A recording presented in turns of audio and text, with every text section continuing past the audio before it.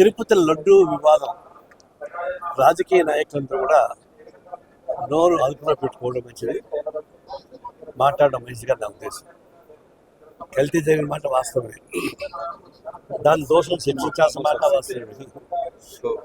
Executive officer సహా వాళ్ళందరూ కూడా శిక్షించాల్సిందే, ఎస్కేప్ కావడానికి. అది చట్టం ఒప్పుకొని చేస్తాం. కానీ అటు అధికార పార్టీ ప్రతిపక్ష పార్టీ వాడు పొలిటికల్ స్వార్థపూరిత పొలిటికల్ మైలేజ్ కోసం పద్దాకా ఈ రెఫరెన్స్ ఇచ్చి లడ్డుల పైన మాట్లాడుతున్నారు. మేము ఈ రాజకీయ లబ్ధుల కోసం ఫైట్ చేసుకోండి, కానీ దేవుణ్ణి అడ్డం పెట్టుకోవాలి.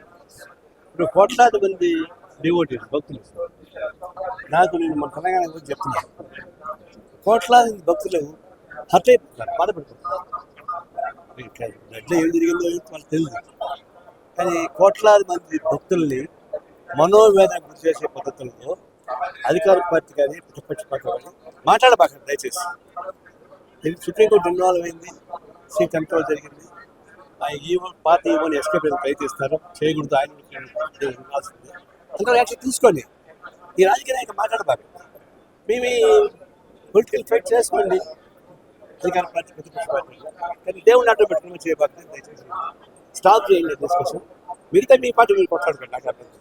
కుస్తీ పట్టుకోండి, కొట్లాడుకోండి, ఒకటి నరుక్కోండి, నాకు అభ్యంతరం. దేవుడిని అడ్డం పెట్టుకుని చేయబాకండి.